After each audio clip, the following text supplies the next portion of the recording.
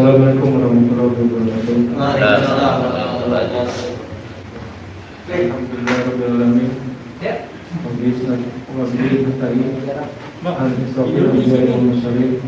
Wa ala alihi washabbihi ajma'in. Rabbi sholli alaihi wa yassir amri wa hlul min lisani yafqahu qawli.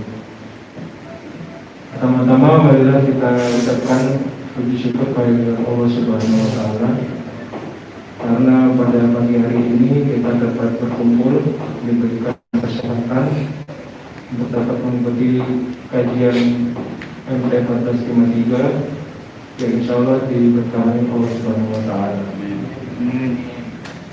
Salam dan salam marilah kita aturkan kepada Rasulullah SAW bersama keluarga dan sahabatnya, karena dengan perjuangan beliaulah kita dapat menikmati keimanan Islam kita sampai hari ini, yang mana itu adalah modal kita untuk nanti insya Allah kita dapat berkumpul kembali bersama beliau di surganya Allah Subhanahu wa taala.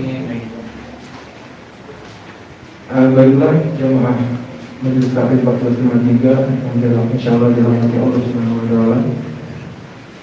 Tanpa berpanjang kata, marilah kita ikuti kajian bersama Al-Mukarram Alam Al-Jurjani dengan tema Wahidin Jubair, yang kemarin sempat saya setting-setting tapi kayaknya lebih afdal kita dengarkan aja langsung dari guru kita.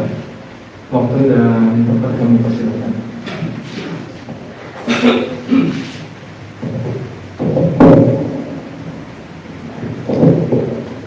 Enaknya pakai ini apa pakai tangan?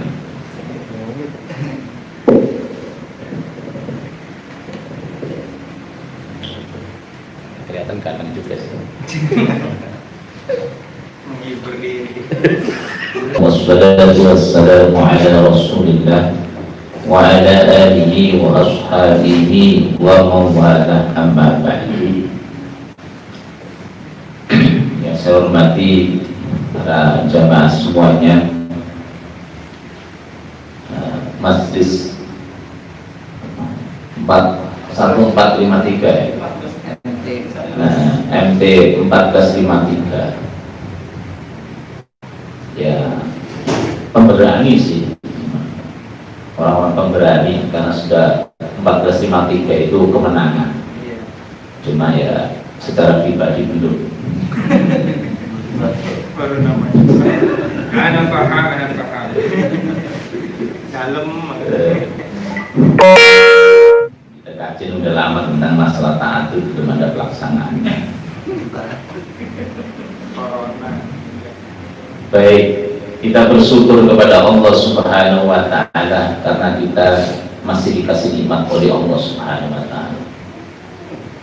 Saya tadi itu dikira nggak jadi, saya lihat nggak ada orang dari luar. Iya, nggak ada benar. Saya kalau ada masuk dari tadi. Mungkin Ustaz sering lihat yang goib, kita yang real nggak ada kelihatan. Saya ngomong sama istri, belum ada orang. Ini jadi apa? Nggak udah jam 9. Wah, nggak on time. Saya sudah suudon duluan. Ternyata Nggak apa-apa, terpahala buat kami. akhirnya saya mau beriseng kan itu. Mau masuk ke mall dan ngobrol kok, takut kelamaan. Duitnya juga tipis gitu. Kita bersyukur kepada Allah Subhanahu wa taala. Allah masih memberikan kesehatan kepada kita, umur yang panjang kepada kita. Allah masih memberikan nikmat iman dan Islam. Semoga kita semuanya termasuk orang-orang yang istiqomah dalam iman dan Islam, istiqomah di jalan Allah Subhanahu wa taala, sehingga terwujudlah tatanan masyarakat yang Islami seluruhnya, dari mulai rakyat sampai pemerintahan, dari tatanan RT sampai negara, bahkan sampai dunia ditata oleh aturan-aturan Islam. Dan itu sebentar lagi akan terjadi. Amin. Insya Allah. Udah pasti, nggak mungkin nggak. Cuma kapannya ini. Nah itu. Kalau masalah itu udah pasti. Salawat dan salam semoga selalu berkirim kepada Rasulullah SAW. Semoga kita sebagai umatnya bisa meneladani akhlak ibadah Rasulullah, bisa meneruskan dakwah, bisa meneruskan perjuangan Rasulullah SAW, sehingga kita termasuk nanti umatnya yang digandeng oleh Rasulullah menuju surganya Allah Subhanahu wa Ta'ala. Amin. Alhamdulillah hari ini pas kita ngaji hujan, untung saya sudah masuk. Begitu masuk langsung hujan. Coba. Alhamdulillah. Allahumma sholli ala Nabi. Baik, kita akan berbicara tentang seorang tabi'in yang sangat mulia. Jadi tabi'in itu beda dengan sahabat. Kalau sahabat itu bertemu sama Rasulullah, beriman kepada Rasulullah dan wafat dalam kondisi beriman, itu sahabat. Kalau tabi'in itu bertemu sahabat Nabi, bertemu sama Rasulullah, tapi beriman. Walaupun hidup sejaman Nabi, tapi kalau nggak ketemu sama Nabi, itu namanya tabi'in. Uwais Al-Qarni itu pernah ke Madinah, pengen menemui Rasulullah, nggak ketemu. Dari Yaman jalan kaki ke Madinah, pengen berjumpa sama Rasulullah. Uwais Al-Qarni, kan nggak ketemu, pangkatnya bukan sahabat, tabi'in. Kalau orang yang melihat tabi'in tidak udah sahabat, namanya atba'ut tabi'in, pengikut tabi'in. Ya kayak mungkin Imam Syafi'i itu nggak masuk tabi'in. Kalau Abu Hanifah masuk tabi'in. Imam Malik masuk pengikut tabi'in, bukan tabi'in. Pertanyaannya adalah, ada seorang ustadz yang mengaku ketemu Nabi sekarang langsung dalam keadaan yang terjaga, biasa, bukan mimpi. Apakah itu dimasukkan sahabat? Kan di Indonesia ini ada. Ada. Jadi ketemu Rasulullah dalam kondisi terjaga. Nah, pakai ini masuk sahabat. Hebat, berarti di Indonesia ada sahabat Nabi. Mimpi tuh. Bukan mimpi, kalau mimpi mah nggak usah dibahas pada hadisnya. Ini Ustadz di Indonesia ada kiai juga mengaku ketemu Nabi langsung. Jadi Nabi itu datang ke rumahnya, ngobrol-ngobrol. Ini aja. Bahkan ustadznya masih hidup sekarang.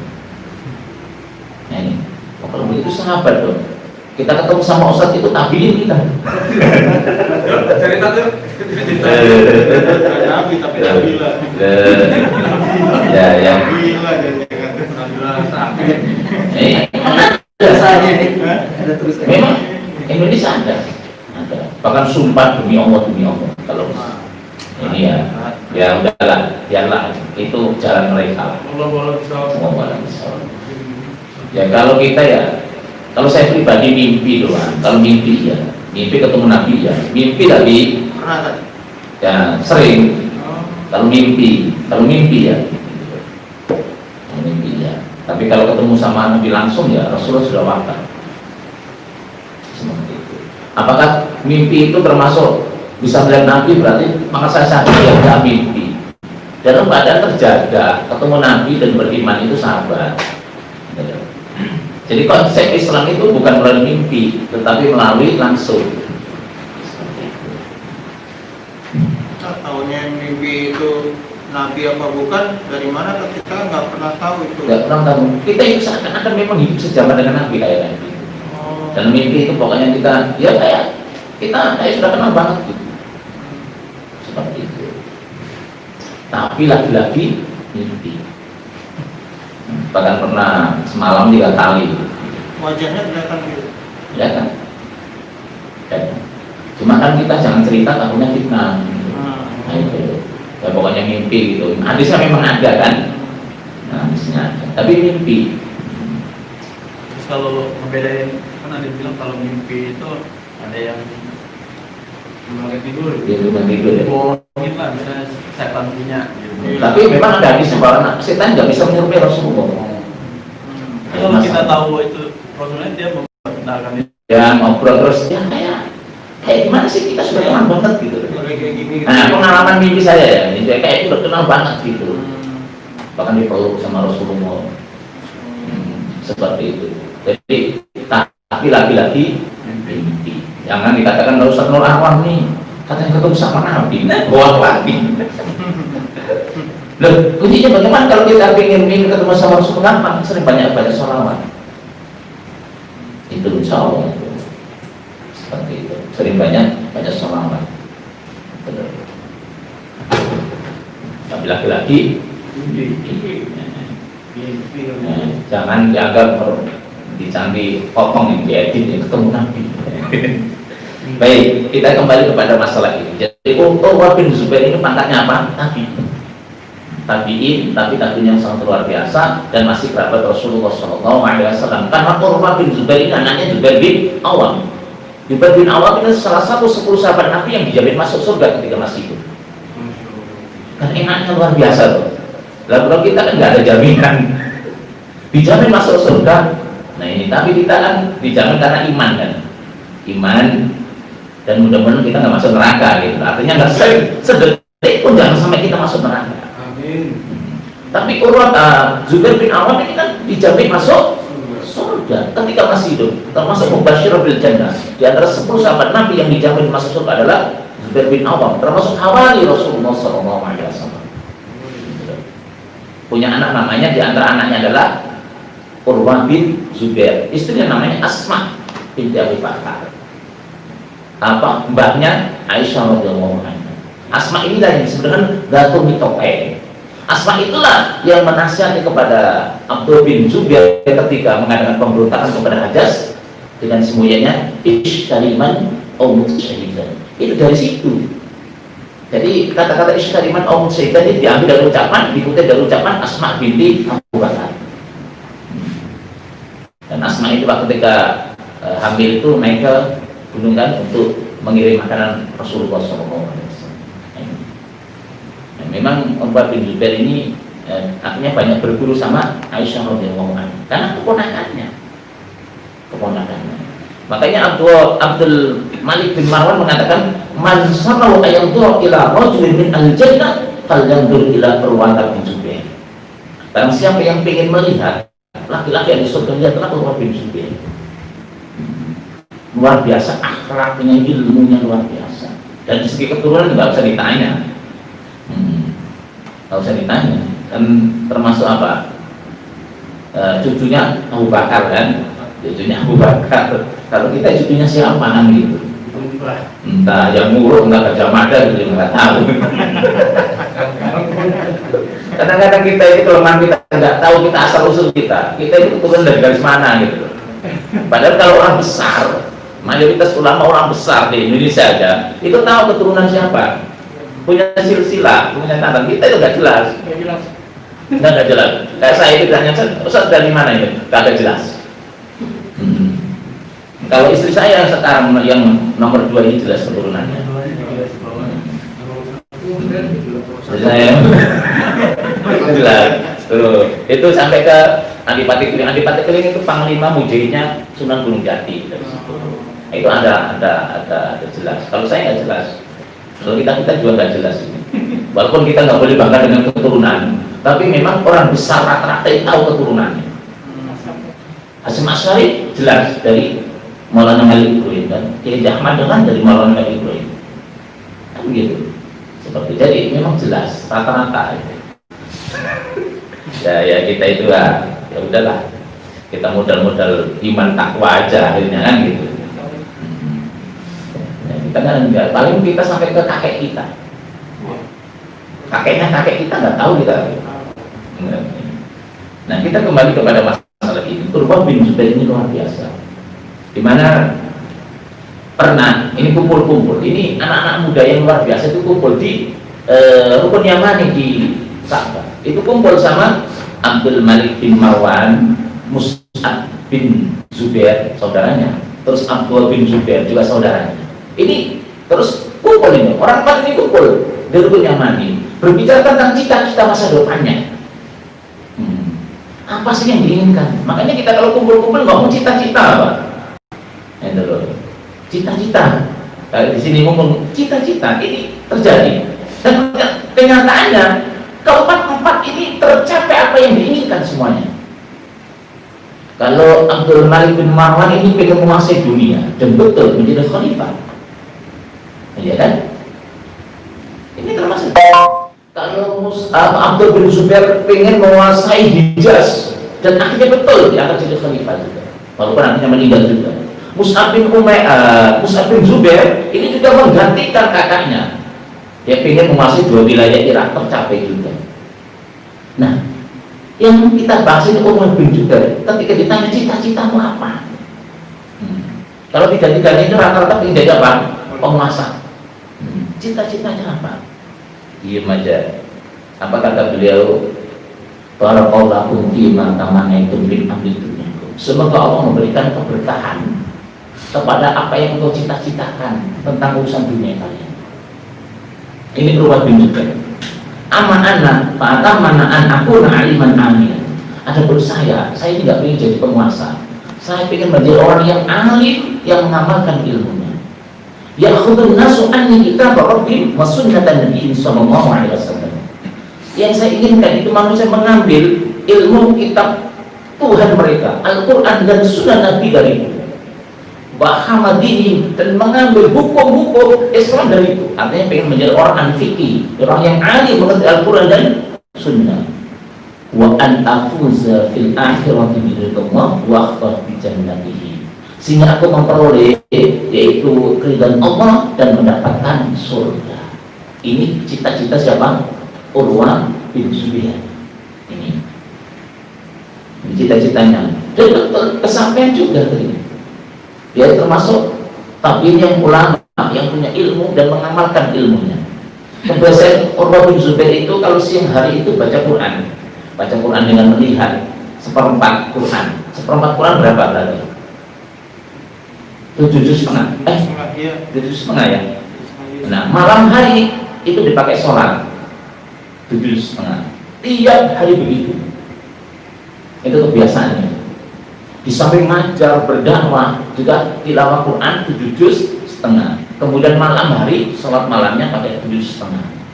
Ini kebiasaan daripada Urwa bin Zubair. Ilmunya nggak usah ditanya, yang bergurunya langsung kepada para sahabat, kepada Aisyah radhiyallahu anha, keponakannya lagi. Luar biasa Urwa bin Zubair ini, kalem orangnya tapi tegas, dekat dengan penguasa, dekat tapi nggak penjilat, dekat.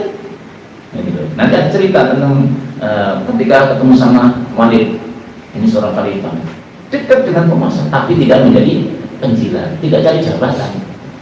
Memang lebih fokus kepada ulama, kan cita-citanya adalah menjadi ulama yang punya ilmu Al-Quran dan Sunnah dan diamalkan, dan orang-orang banyak mengambil dari beliau dan kesampaian. Ini pelajaran bagi kita. Coba kalau kita itu harus punya cita-cita yang jelas. Apa sih cita-cita kita? Tapi cita-cita yang mulia. Oh, saya ingin ini apa itu, pengen menjadi ketua RT yang bersyariah. Apa cita-cita kita? Kita harus punya cita-cita yang jelas. Ustaz, kita baru tua. Loh, justru itu kita mau masih harus punya cita-cita. Tapi cita-cita kita kalau bisa izzatul Islam wal muslimin. Jadi pedagang saya, bagaimana perdagangan Islam? Jadi saya punya warung-warung kopi misalnya, ini kan tersinggung Pak Ustaz. Warung kopi yang Islami, waduh, kesempatan untuk berdakwah di situ. Jadi apapun yang kita lakukan, harus ada nuansa dakwah, itu cita-cita kita. Apapun profesi kita, nuansa dakwah harus ada. Maka hidup kita itu paling tidak kita di ranah dakwah, di ranah perjuangan di jalan Allah Subhanahu Wa Taala. Fisabilillah. Ketika kita wafat juga fisabilillah, jangan fisabilillah syaitan kan gitu. Dan tidak jelas, miskin iya, maksiat iya gitu, nanti jalan setan, ribet urusan kan. Nah gitu. Udah itu diomelin istri mulu hidupnya, amat udah. Nah, kita kembali kepada masalah ini. Urwa bin Zubair. Urwa bin Zubair ini memang sangat luar biasa, santumnya luar biasa. Beda dengan abangnya yang keras dengan apa berkuasa, tapi tetap walaupun berkuasa mereka pakai syariat Islam. Syariat Islam. Abdul bin Zubair ini angkat senjata. untuk merumpas kedoliman Hajar As-Saqafi. Hajar As-Saqafi ini gubernur ini dolim, tetapi kedoliman Hajar As-Saqafi tetap pakai aturan syariat Islam. Jadi untuk menangkap umat dengan syariat Islam, kejam-kejam Hajar As-Saqafi itu tidak keluar dari kolon Islam. Artinya dia kejam kepada umat Islam, kejam kepada musuh, tapi mengatur negara itu pakai syariat Islam. Itu dolim, dia diberontak oleh Abdul bin Zubair. Seperti itu. Dan tidak ada ulama mengatakan Abdul bin Zubair itu adalah Khawarij. Jangan sampai kita turun di jalan aksi memprotes pemerintah, misalnya menasihati pemerintah dikatakan Khawarij, ini salah. Abdul bin Zubair itu sampai angkat senjata. Nah, kalau kita jangan angkat senjata. Kita kembali kepada masalah ini. Bagaimana apa itu ketabahan Urwah bin Zubair. Ini ketika kita lihat pada waktu zaman Walid, Khalifah Walid, pada waktu Walid bin Abdul Malik. Nah, kita singgung sedikit. Walid bin Abdul Malik ini seorang khalifah yang luar biasa. Pada zaman beliau, ini guru-guru itu digaji oleh pemerintah. Bukan hanya itu, orang yang buta itu hidupnya dijamin sampai mati. Kemudian dikasih orang yang menuntun dia, yang menuntun digaji oleh negara. Dan sebenarnya begitu. Penghafal Quran nggak usah ditanya, digaji, nggak boleh kerja. Penghafal hadis nggak boleh kerja, ya kan? Digaji supaya fokus kepada Al-Quran dan Sunnah Rasulullah SAW. Sebenarnya kan begitu. Sebenarnya penghafal Qurannya jangan kerja. Kalau saya ini jangan kerja. Fokus saja dengan Al-Quran, fokus dengan hadis supaya mumpuni gitu. Kenapa kadang-kadang orang kita suka hilang? Lah gimana nggak hilang? Kita ngapal ya pengen nyari duit kan, istri pengen beli baju, istri pengen beli kalung. Kita nggak punya duit, ya kan? Memang sebenarnya begitu. Walid bin Abdul Malik ini luar biasa. Selama 10 tahun itu betul-betul mensejahterakan rakyat. Di mana orang-orang yang punya dijamin hidupnya, orang miskin dikasih rumah. Ini ketika Islam berpuasa dan menerapkan syariat Islam ini. Tunanetra dijamin hidupnya, kemudian apa yang terjadi? Dikasih orang yang menuntun dia, yang menuntun digaji negara. Kebetulan saya ini kan punya jamaah tunanetra banyak. Tangerang Jakarta itu banyak kenal, namanya orang buta itu banyak kenal sama saya, sehingga dikira buta juga saya. Jadi jamin oleh negara, mereka cari duit sendiri. Cari duit sendiri. Gitu. Yang ngajar, yang jamin oleh negara. Saya ngajar tunanetra sudah 10 tahun. Sudah 10 tahun membina tunanetra itu. Ya nggak ada. Bukan berarti kita berharap dari pemerintah. Artinya apa? Kita melihat apa? Tadi Walid bin Abdul Malik. Nah, Urwah bin Zubair ini pernah datang, diundang oleh Walid bin Abdul Malik dengan membawa putra sulungnya. Nah, putra sulungnya rupanya senang dengan kuda. Begitu masuk ke kandang kuda, itu langsung disepak kuda, meninggal. Ya namanya kehilangan anak. Gak lama dari itu masih berada di istana Walid bin Abdul Malik. Urwah bin Zubair itu sakit keras. Dan sakit keras, setelah diteliti dokter ternyata kakinya harus dipotong. Kalau enggak nanti menjalar kemana-mana. Otomatis harus dipotong tadi. Nah, sebelum dipotong ditawarin, bagaimana kalau dikasih sesuatu yang memabukkan supaya enggak merasakan sakit? Enggak mau. Saya tidak mau. Saya tidak mencari kesehatan dengan menjalankan sesuatu yang haram. Saya tidak mau. Kalau begitu kita bius saja. Ditawarin bius, nggak mau juga. Bahkan kata beliau, ma'uhibu an usna wa akbar min aqdai tuna an asra bi anami wa nasiba dzalika indallah. Saya nggak ingin badan saya diambil salah satunya, saya tidak merasakan sakit. Saya nggak ingin. Saya ingin merasakan sakitnya. Dan saya berharap kepada Allah supaya Allah memberikan pahala dari rasa sakit tersebut. Dibius nggak mau. Gitu. Ini saya Urwah bin Zubair. Kenapa? Ketika merasakan sakit, saya ingin berharap ini mendapatkan ridha Allah, mendapatkan cinta Allah. Kalau kita kan enggak. batalan operasi sekarang sakit nggak? Jadi dibius dong. Orang benar nggak mau. Zaman itu sudah ada bius sudah ada. Ilmu kedokteran sudah ada. Islam itu canggih sebenarnya. Sudah ada. Dan akhirnya didatangi beberapa orang. Ditanya orang itu mau kemana? Orang itu mau memegangi engkau ketika engkau nanti dipotong atau berontak. Nggak usah. Nggak usah. Saya nggak butuh. Udahlah, saya akan berzikir kepada Allah. Nanti ketika saya sudah benar-benar scroll dan berzikir, silakan potong. Jadi bikinnya la ilaha illallah. Dengan khusyuk luar biasa. Sehingga ketika dipotong itu nggak terasa.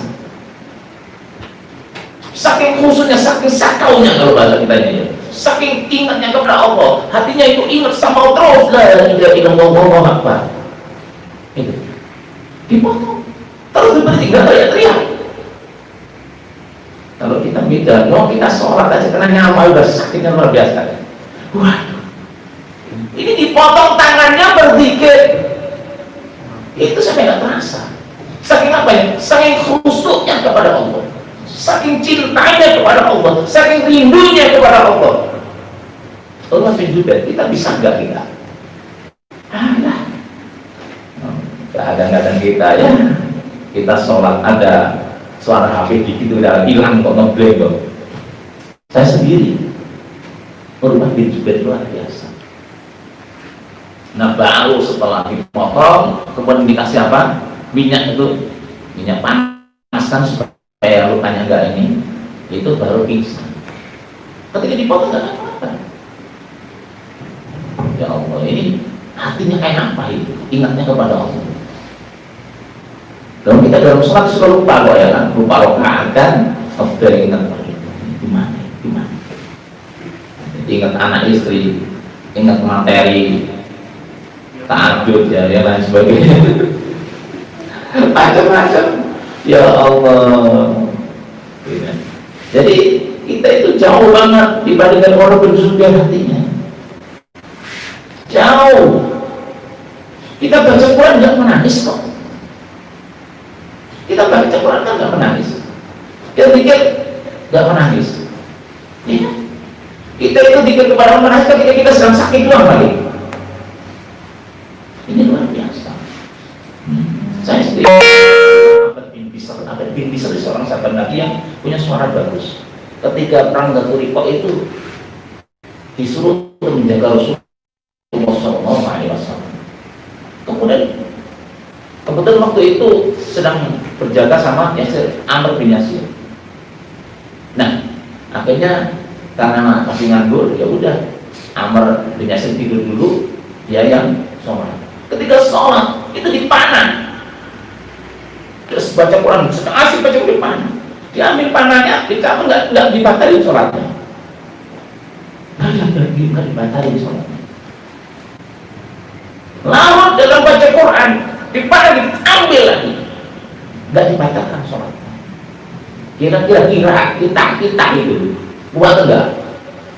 Lagi sholat nggak usah panah lah, dia antem ke tapel ya. Apa yang terbuka pasti kita batalin. Kalau kita itu ada marah-marah umumnya, ini luar biasa diambil panahnya nggak dibatalin. Sampai ketiga kali baru batalin karena memang sudah nggak kuat berdiri, kalau sudah mengucur kemana-mana dipanah. Walaupun nggak meninggal. Apa bin bisa? Nah, kaitannya dengan orang dulu ini. Cuma kita itu kadang berpikir, imannya itu kayak apa? Idza dzukirallahu wajilat qulubuhum wa idza tuliyat 'alaihim ayatuhu zadatuhum iman. Ketika disebut nama Allah bergetar, kita nggak bergetar sekali kok. Sehingga orang kafir kok nggak bergetar kepada kita. Musuh-musuh Islam nggak bergetar kepada kita, nggak takut kepada kita. Kenapa? Hati kita nggak takut sama Allah. Itu kita baca Quran ngawur kemana-mana, sholat ngawur kemana-mana, pikir ya ngawur kemana-mana. Kalau sahabat Nabi luar biasa, hatinya itu, saya kadang-kadang pikir itu kayak apa sih? Sampai kenapa nggak dibatalin sholatnya? Kayak walaupun juga pikir dipotong. Saking asiknya dikir kepada Allah nggak terasa. Ketika kita kepada Allah tetap aja tidak bisa menyamai mereka. Inilah generasi yang kita luar biasa. Sehingga ketika Urwah bin Zubair ini siuman di pula kalimat ini, jadi apa itu di pulang balik, kata beliau, Allah tahu bahwa kaki ini tidak pernah aku bawa ke tempat maksiat, dan Allah selalu mendorong saya untuk membawa kaki ini ke tempat sujud, ke masjid-masjid. Dipulang, nggak apa itu, nggak ngeluh apa. Ya Allah, memang tidak dengan Urwah bin Zubair jauh banget. Nah, ini kan suatu musibah, tapi sabar. Nah kebetulan ternyata karena Khalid bin Abdul Malik ini seorang khalifah yang luar biasa open dengan orang-orang yang cacat. Kebetulan setelah potongnya kaki Urwah bin Zubair ini ada tamu. Ternyata ada tamu buta. Dan kondisinya compang-camping miskin. Kemudian ditanya sama Khalid bin Abdul Malik, ini kamu dengan kenapa? Dia cerita, saya ini dari Bani Abbas, keturunan Bani Abbas. Saya ini termasuk orang yang sangat kaya. Kami itu tinggal di Sukolina. Nah suatu hari kena banjir. Kami punya ternak yang sangat banyak. Dihantam banjir, keluarga saya habis. Ternak-ternak habis. Yang tersisa cuma satu unta dan satu anak kecil yang baru belum lama lagi. Nah, apa yang terjadi? Ada unta yang bisa diselamatkan, pengen dong supaya bisa untuk naik, supaya bisa dijualkan untuk modal misalnya. Dikejar itu unta, ternyata baru beberapa langkah mengejar, anaknya itu sudah menjerit. Begitu tengok ternyata kepalanya sudah ada di mulut harimau, dimakan harimau di depan matanya. Makanya nggak bisa selamatkan, dia ngejar unta. Begitu dia disepak. Makanya kata Khalid bin Abdul Malik, tolong tamu ini suruh nemuin Urwah bin Zubair, kasih tahu dia bahwasanya ada orang yang lebih menderita daripada dia. Harta hilang, anak semuanya hilang, bahkan di depan matanya anak kecilnya dimakan harimau. Istrinya nggak ada, semuanya harta habis, dan dia kondisi hutang.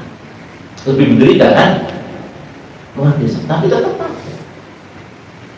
Ini juga pelajaran bagi kita. Boleh kita ini banyak bersyukur. Kita itu kadang-kadang apa? Orang bersyukur. Ini kan badan-badan sehat loh. Orang sehat semua kan? Duitnya masih ada kan? Walaupun nggak banyak. Saya tahu itu. Ya duitnya nggak banyak, paling duit 3 miliar kan? Ya banyak duitnya, saya tahu. Yang zaman di sini tuh nggak banyak duitnya, paling yang 5 miliar.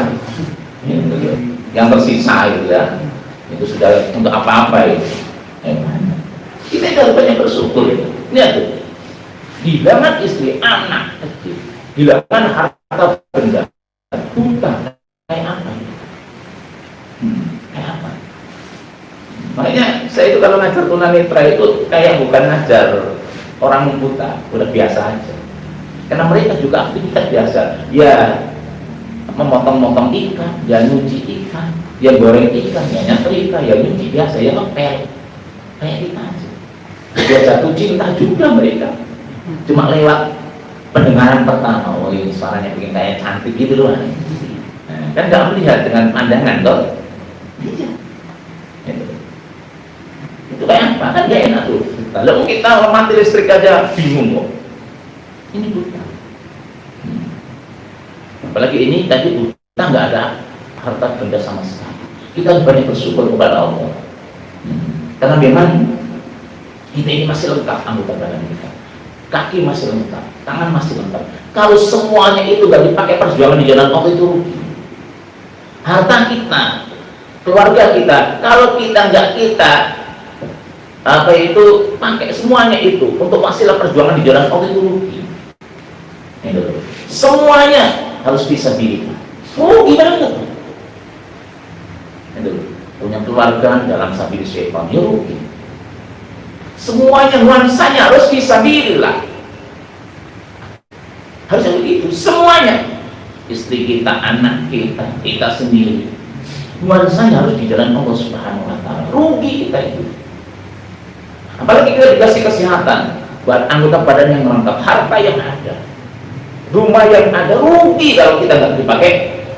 Semua itu juga dipakai di jalan Allah, rugi banget, sangat rugi sekali. Makanya kesempatan yang ada kita pakai untuk di jalan Allah Subhanahu wa taala. Ini sampai jam berapa ya? Ini belum selesai ceritanya.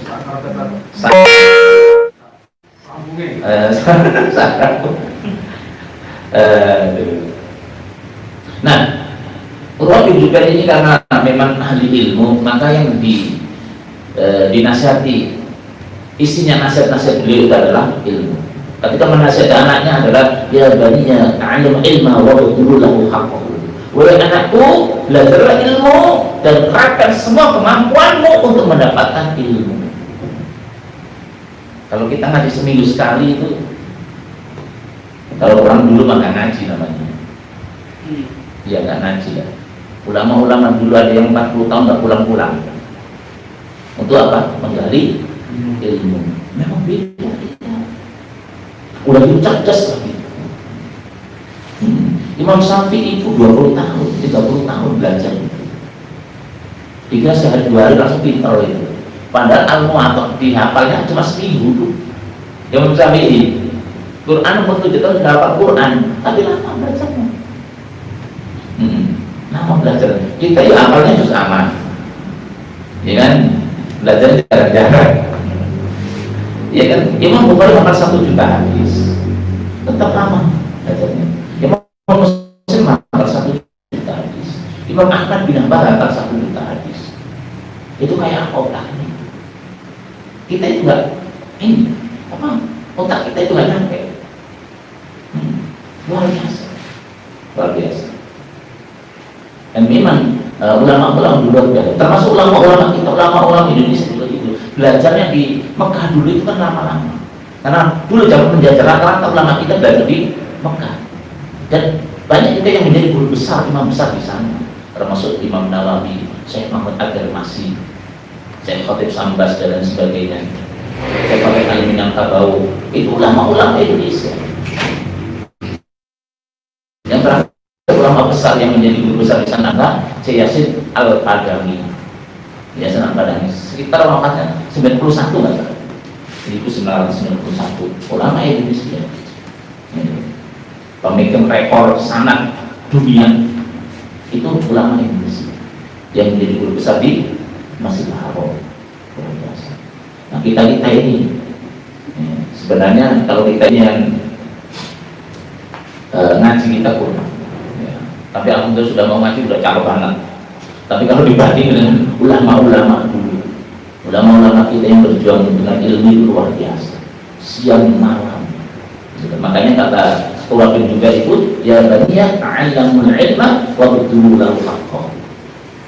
Belajarlah ilmu dan kerahkan semua kemampuanmu untuk mendapatkan ilmu. Kita jauh dengan Imam Nawawi ketika sedang baca kitab itu disuapin ibunya makan itu nggak terasa. Lalu kita kadang baca buku ada WA masuk langsung buka WA. Dia kan? Kita lagi baca Quran ini ada WA masuk, kita buka WA. Nggak urusan, kadang-kadang saya sering lihat itu. Lo khutbah Jumat itu masih otak-atik HP. Dan gimana menjadi orang yang alim? Khutbah Jumat kan ringan banget tuh, tinggal dengerin doang. Itu aja nggak sempet kok. Ya kan, apalagi sampai yang menghafal hadis dan sebagainya. Jangan.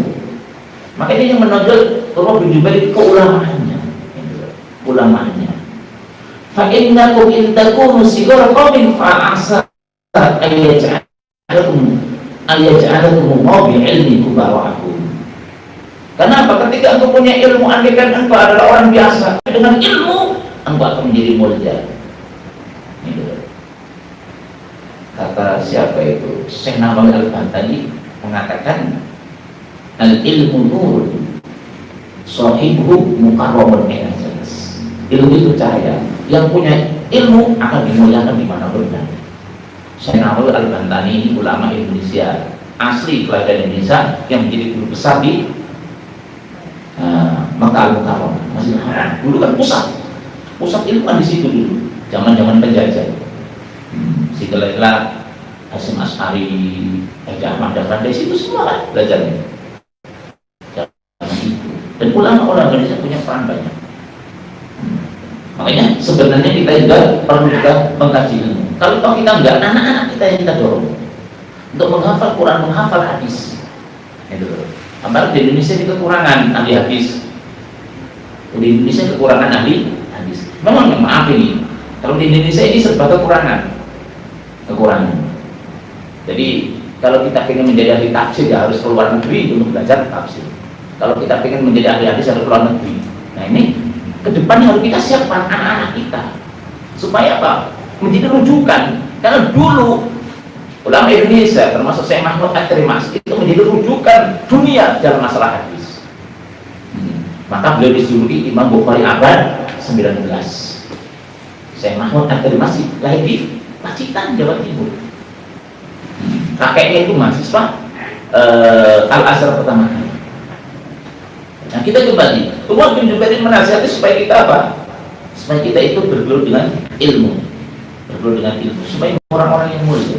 Dengan ilmu kita bisa mencapai apa yang kita inginkan. Dengan ilmu tersebarlah kebaikan-kebaikan. Dengan ilmu terorong itu Al-Quran dan Sunnah. Kita bisa menyebarkan ilmu Al-Quran dan Sunnah kepada masyarakat. Seperti itu. Nah kalau semua nggak belajar gimana? Semua nggak belajar gimana? Makanya kalau kita nggak, kita dorong anak-anak kita supaya menjadi ahli tafsir, ahli hadis, ahli fikih. Karena memang itu tadi di Indonesia ini kalau pengen jadi ahli itu biasa keluar negeri. Keluar negeri. Bahkan teman-teman pengen menguasai kitab kuning, kitab-kitab turos itu kayak aman kalahinya. Gitu. Karena di Indonesia juga banyak pesantren. Ya itu tadi kekurangan ahli di Indonesia. Kita bukan meremehkan ulama Indonesia, tapi ini menjadi catatan kita agar kita itu lebih giat lagi untuk belajar. Kalau enggak kita anak-anak kita supaya menjadi ahli di dalam tafsir, ahli dalam fikih, ahli dalam hadis. Karena memang kita itu pernah dulu menjadi rujukan dunia ketika zaman Syekh Nawawi Al-Bantani, Syekh Mahmud At-Tirmidzi. Kita beliau sampai sekarang masih ada. Harus kita kembalikan lagi bagaimana anak-anak generasi sekarang itu seperti itu, sehingga Indonesia ini yang mayoritas Islam dan pusat ahli tafsir, pusat ahli hadis. Jangan sampai kita itu pengen belajar tafsir ke Amerika, ya kan? Ya, belajar fikih ke Amerika, belajar hadis kepada orang Yahudi. Itu gimana ceritanya? Itu introspeksi. Mungkin selama ini kita orang-orang yang ada di Indonesia, ulama ini masih nggak dianggap. Nah dianggap ahli begitu. Ya kan? Masa belajar hadis sama orang Yahudi misalnya? Kan salah kaprah jadi. Nggak nyambung itu. Belajar tafsir sama orang Yahudi, belajar sejarah sama orang yang orientalis. Ya sama dulu kita. Ya seperti itu. Makanya harus kita kembali menggali ilmu supaya benar-benar Urwah bin Zubair akan ini itu muncul di kalangan kita, di keluarga kita. Ya mungkin sebelum dilanjutkan ini ada diskusi, tanya jawab atau gimana silakan. Nah, suasana adem masalahnya. Suasana. Silakan. Silakan. Iya boleh. Assalamualaikum warahmatullahi wabarakatuh. Waalaikumsalam. Alhamdulillah. Terkait Urwah bin Zubair sebagai salah satu ulama yang sangat pantas untuk dijadikan contoh. Kemarin kebetulan mungkin kita semua dapat tidak buka ya bahwa pada saat yang bersamaan ada kurang lebih 4 orang ulama kita dipanggil Allah Subhanahu Wa Taala. Beberapa kiai di Jawa Timur, kemudian Jawa Tengah, dan beberapa pimpinan pondok pesantren yang sesepuh. Nah ini kita kehilangan sebenarnya ulama-ulama besar ya. Nah pertanyaan saya, ini mereka itu sudah menyiapkan penggantinya belum ya? Karena kalau kita kehilangan ulama itu kan seperti kita kehilangan cahaya ya, karena umat ini. Karena kekhawatiran saya itu karena nanti Allah tidak menahan azabnya karena ulama itu udah pada nggak ada gitu. Ya kan menurut Ustaz ke depan itu nanti umat Islam gimana dengan regenerasi ulama yang belum kelihatan gitu saat itu ya. Kiprahnya. Penggantinya gitu, penggantinya. Ini pertanyaan bagus dan ini menjadi pikiran saya juga. Karena mengkader ulama itu nggak gampang. Yang dikader itu loh nggak mau. Ini masalahnya.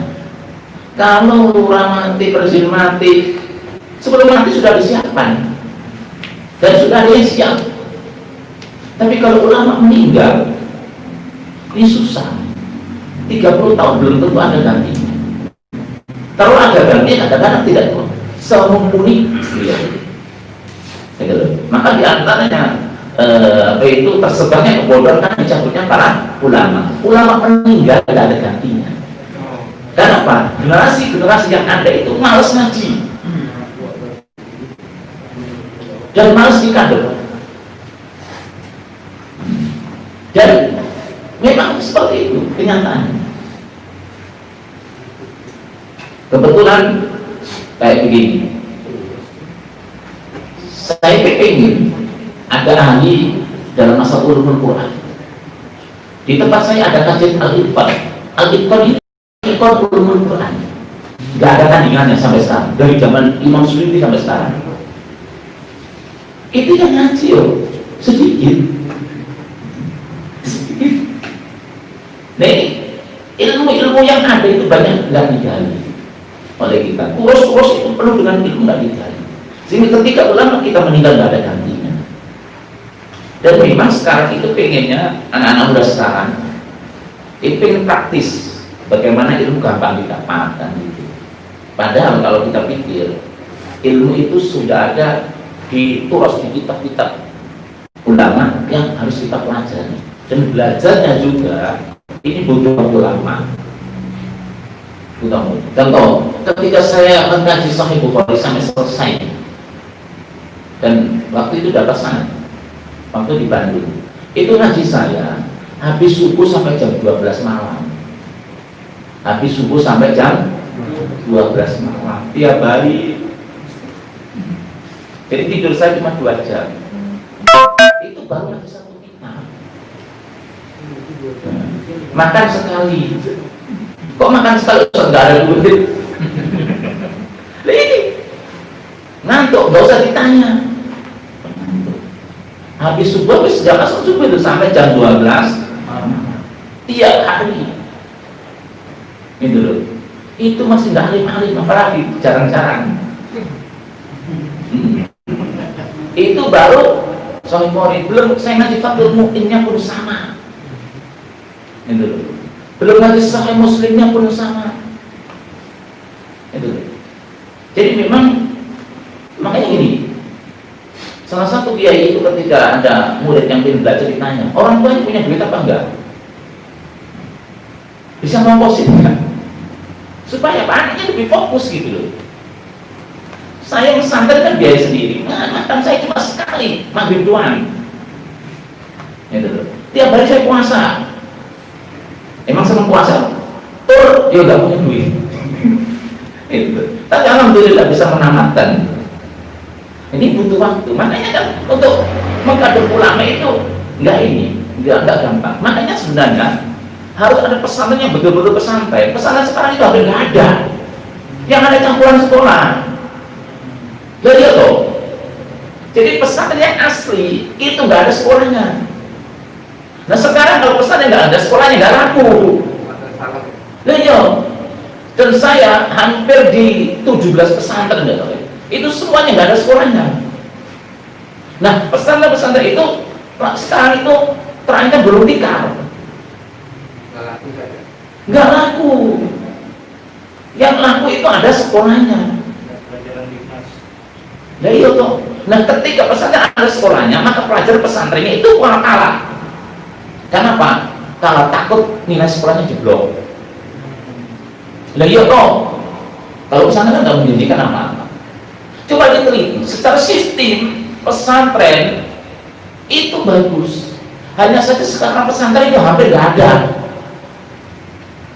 Pesantren sesungguhnya ya, yang murni itu nggak ada, hampir nggak ada. Loh ya, coba cari pesantren pasti di situ ada sekolahnya. Padahal pesantren yang mengkader ulama sesungguhnya itu nggak ada sekolahnya. Harus fokus. Cuma memang dalam Jawa Barat masih ada, sehingga pesantren itu punya jurusan. Ini usul fikih sendiri. 3 tahun usul fikih dulu. Bahkan ada pesantren yang alfiah doang, 3 tahun alfiah doang. Jurusan-jurusan. Tapi di Jawa itu di Jawa Tengah nggak ada.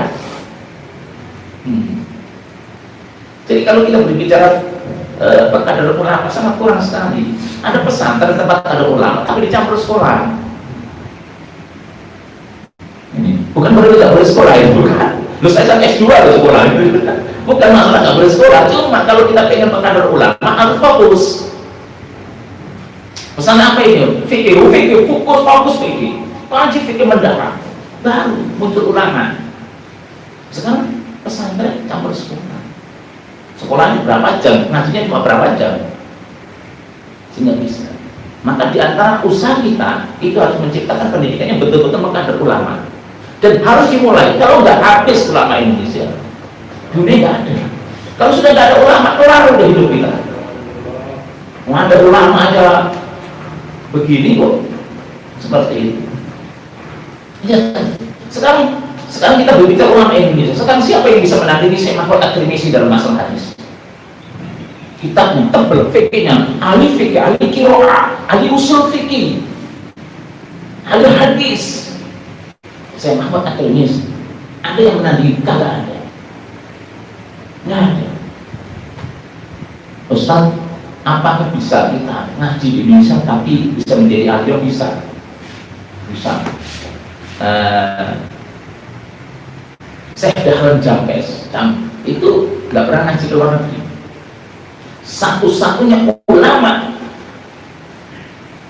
Syekh Ihsan Dahlan Jampes itu ulama sufi yang mensar kitab Minhajul Abidin karangan Imam Ghazali.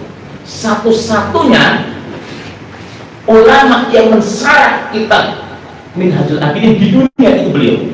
Ini dari Jawa Timur. Nggak pernah keluar negeri, tapi menjadi ahli. Benar-benar ahli. Diakui di Al-Azhar. Bahkan ditawari menjadi guru di Al-Azhar. Itu ya nggak sekolah. Bukan berarti saya ngelarang sekolah. Itu ahli. Termasuk Mbak Fadl itu kita berjalan, bangun mengakui. Mbak Fadl itu ya nggak pernah keluar negeri. Tapi karangan kita bahasa Arabnya luar biasa. Nanti pakai bahasa Arab itu luar biasa. Mbak Fadl itu hafal Quran. Jadi siang 30, semalam 30 juz dilidani. Itu baru senau itu baru. Nah ulama-ulama kayak gitu sekarang udah nggak ada. Makanya kita bisa nggak mengkader ulama? Ya bisa, asal ada kemauan dan memang sungguh-sungguh. Dan harus secepatnya. Makanya harus ada pesantren-pesantren yang betul-betul murni mengkaji tafsir, mengkaji usul fikih, mengaji ulumul Quran, dan benar-benar di situs yang malam di bulan itu. Ini baru ulama yang mumpuni. Kalau enggak, kelar. Ini serius. Serius. Jadi memang harus ada keahlian. Cuma memang dibagi-bagi. Ini kelompok yang mengkaji tafsir, ini kelompok yang mengkaji fikih. Sebenarnya potensi di Jawa Barat sendiri misalnya itu sudah ada, cuma harus lebih dioptimalkan karena masih ada misalnya khusus ngaji tafsir aja ada di Bogor. Kebetulan saya sampai selesai. Ada yang ngaji fikih belum ada, cuma harus dioptimalkan lagi, ditingkatkan lagi. Nah ini kadang-kadang ya banyak pesantren sekarang sekolah semua, sehingga pesantren yang sesungguhnya itu udah hampir hilang. tinggal paling 5%. Kalau nggak percaya teliti lah, kalau nggak percaya teliti, cari pesantren yang nggak ada sekolahnya, pasti di sini muridnya sedikit atau hampir nggak ada. Tahun 94 atau 90-an ketika saya masuk ke Pandeglang, itu hampir setiap kampung ada pesantren. Tapi sekarang kita ke sana, itu pesantren yang ada itu belum pikat. Iya, kan nggak ada sekolahnya. Siapa yang masukkan anaknya ke situ? Nggak ada yang mau. Udah kita pesantren gubuk bambu lagi. Nggak ada yang mau. Nggak matching om. Sekarang orang tua itu tertarik dengan pesantren yang fasilitas hebat. Ada kolam renangnya macam-macam, sekolahannya maju dan sebagainya. Ini kita berbicara pesantren yang sesungguhnya. Jadi pesantren yang sesungguhnya ini sudah diteliti juga. Itu pesantren yang memang tidak ada sekolahnya, nggak ada kelasnya. Ngajinya itu bandungan sama sorokan, itu yang asli. Tapi sekarang hampir nggak ada. Makanya kita harus kembali. Coba kita harus kita pikirkan supaya ulama itu ada. Dan kalau kita mulai sekarang, anak kita begitu, insya Allah 20 tahun lagi akan muncul ulama besar. Kalau enggak, kelar kita. Sehingga ada ulama biasa. Seperti itu harus kita pikirkan. Bisa nggak kita mengkader ulama? Insya Allah bisa. Asal ada kemauan.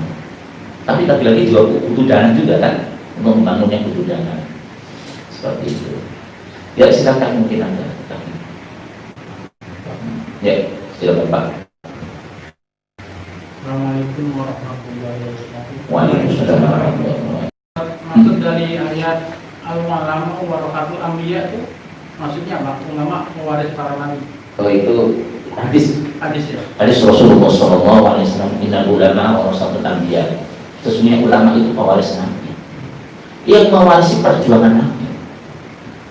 Jadi yang mewarisi perjuangan nabi itu siapa? Ulama. Yang harus mengambil ilmu nabi itu adalah ulama. Ilmu nabi diambil oleh para ulama kemudian disampaikan pada umat. Ini ulama. Iya. Dan kalau bukan ulama siapa lagi?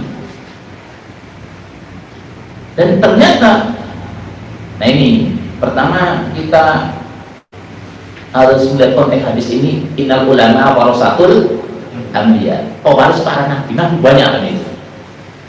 Berarti konteks yang pertama kita lihat, ulama-ulama ini memang kadang punya watak yang berbeda-beda.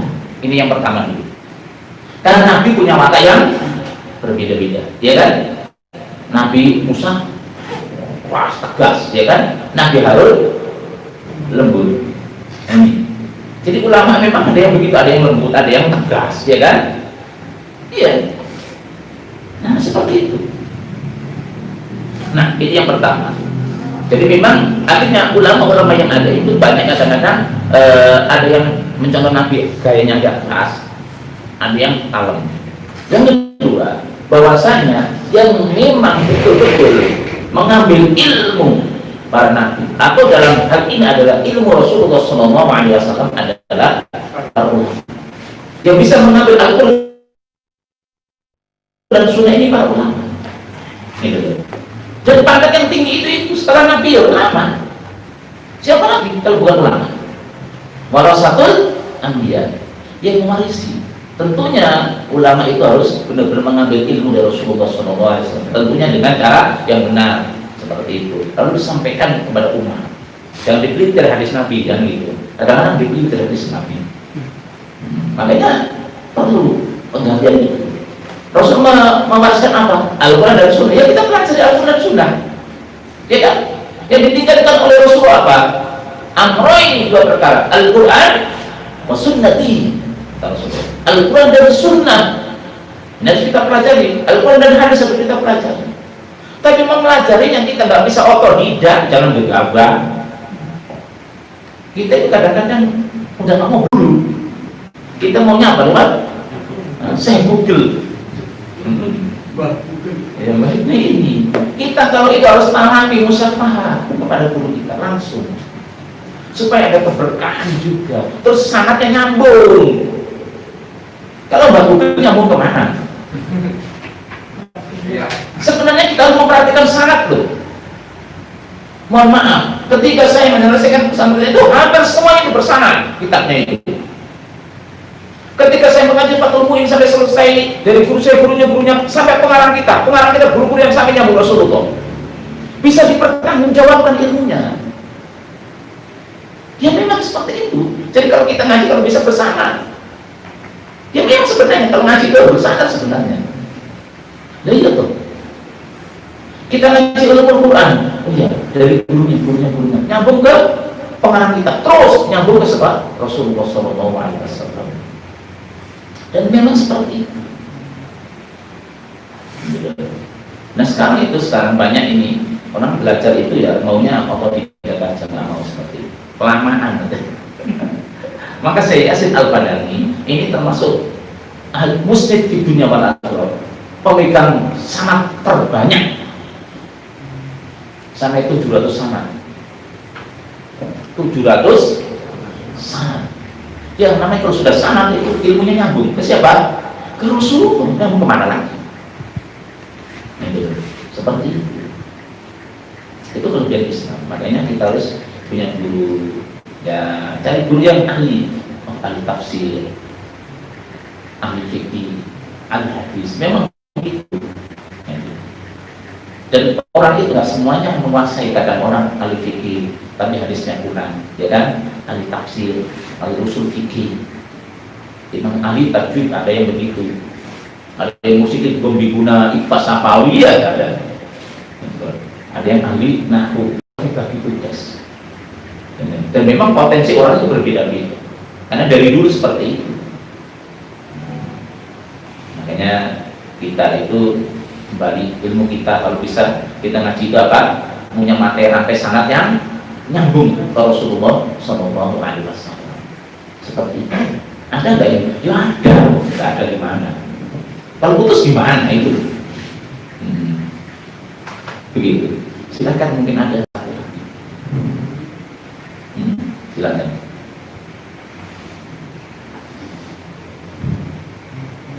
Jadi kita ngaji ini sebenarnya untuk apa? Supaya hati kita lebih semangat lah.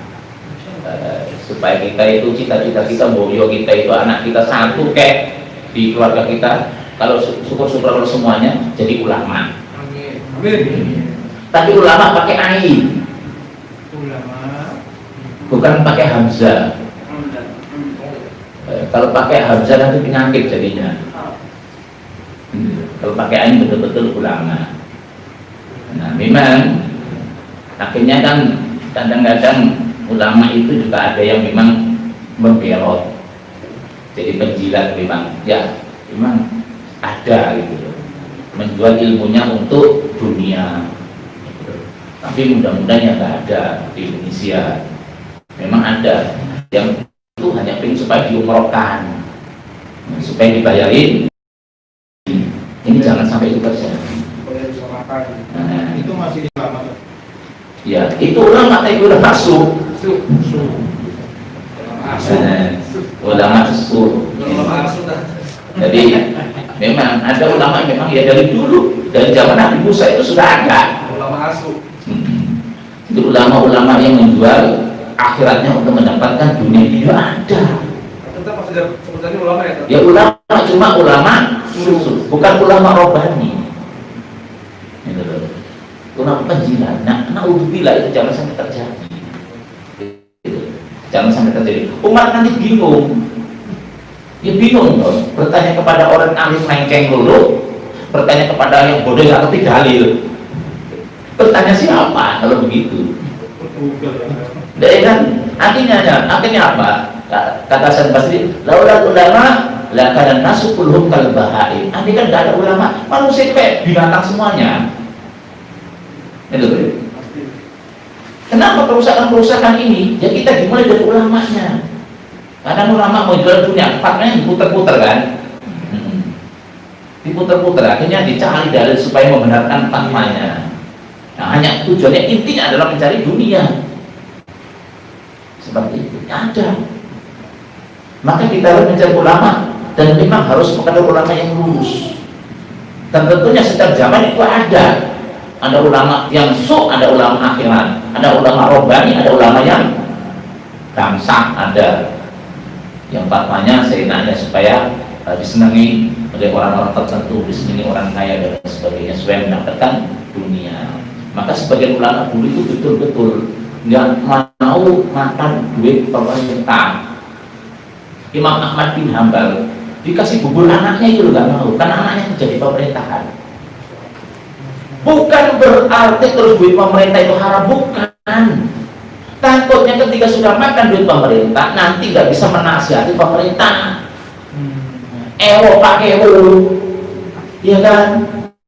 Ustaz Budi, besok minggu depan kita umroh. Misalnya saya ini sebagai pemerintah gubernur. Ya Pak, siap. Masalah itu tenang, kita sudah ngurus semua, paspor semuanya, ajak keluarga semuanya.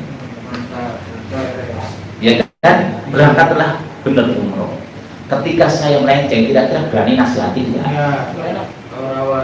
Pakai baru mau ngomong, kita jalan-jalan ke Malaysia ya, Abu Dhabi, supaya melihat keindahan gedung.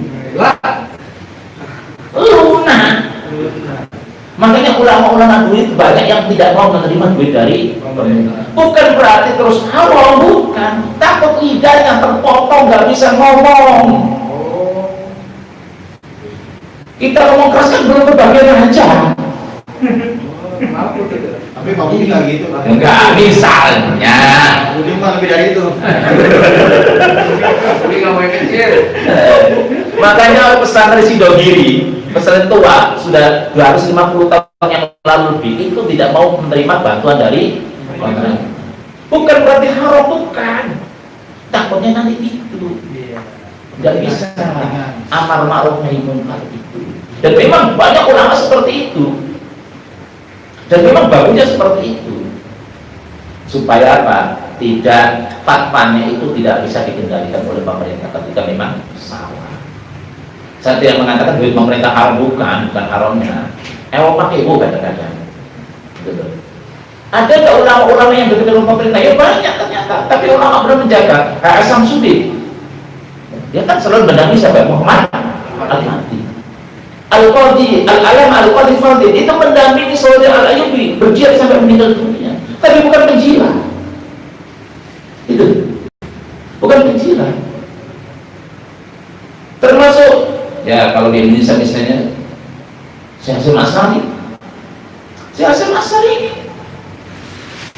termasuk ulama yang luar biasa. Fatwa dan resolusi dia siapa yang mengeluarkan ini? Setelah merdeka, apa yang terjadi? Sekutu datang ke Indonesia, Bung Tomo meminta fatwa, langsung dikumpulkan orang-orang NU yang waktu itu, yang masih gila tempur yang luar biasa. Akhirnya pada tanggal 22 Oktober 45 dikeluarkan fatwa dan resolusi dia. Ini ulama. Fatwa berjihad melawan sekutu itu wajib. Nah seperti itu. Resolusi jihad itu surat kepada pemerintah. Waktu itu kepada Soekarno agar apa? Mengizinkan rakyatnya untuk berperang dan diajak untuk memerangi penjajah. Ini fatwa dari resolusi jihad. Dan betul disambut gembira oleh masyarakat khususnya Jawa Barat, Jawa Tengah, dan Jawa Timur dan Madura. Dan betul terjadi perang sampai Jenderal Malabi meninggal dunia. Ini dari fatwa ulama. Diancam lagi keluar fatwa lagi nomor 2, yaitu fatwa jihad nomor 2 tanggal 9 November, meletuslah 10 November. Ini ulama. Itu dulu. Nggak pakai dulu pada pemerintah. Pada pemerintah tidak mengizinkan itu. Nggak mengeluarkan fatwa pemerintah. Ini ulama luar biasa. Nah yang kita inginkan ulama begitu. Ulama begitu. Ulama yang tidak bisa dibeli dengan dunia. Memang berat. Ujian berat itu ujian dunia. Nah, makanya kita berdoa kepada Allah jangan sampai terkecoh dengan semuanya. Itu berat ujiannya. Ulama kalau sudah kena dunia ini berat. Ya pesanun alamin ada Pajero nganggur untuk Jawa, ya kan? Ya kan masa nggak saya itu sama Pajero. Aku zero atau Aduh, ya Allah. Nih, kan gitu. Masya Allah. Ya mudah-mudahan Allah segera memunculkan para ulama robbani di tengah-tengah keluarga kita. Dan mudah-mudahan negara ini segera dipimpin oleh pemerintah yang adil, pemerintah yang melakukan hukum Allah dan hukum Rasul. Amin. Ya, itu. Sudah cukup Bapak, ada lagi pertanyaan? Silakan MC kembali. Demikian pemaparan dari guru kita Ustaz kalau Ustaz Al-Amani mengenai cerita akan satu tahun kita Umar bin Zubair. Satu yang bisa saya petik kata-kata dari Umar bin Zubair adalah kita ini manusia biasa, tapi dengan ilmu insya Allah kita akan menjadi mulia. Mudah-mudahan kita dan anak-anak kita juga bisa menjadi manusia-manusia yang mulia. Amin. Baiklah, semoga kajian hari ini dapat dipetik manfaatnya untuk kehidupan kita dan dapat diteruskan lagi ke orang-orang di sekitar kita. Baiklah, kita tutup kajian pada hari ini dengan membaca istighfar 3 kali. Astagfirullahaladzim, astagfirullahaladzim, dan doa kafaratul majelis. Subhanallah wa bihamdika, asyhadu an la ilaha illa anta, astaghfiruka wa atubu ilaik. Assalamualaikum warahmatullahi wabarakatuh. Waalaikumsalam warahmatullahi wabarakatuh.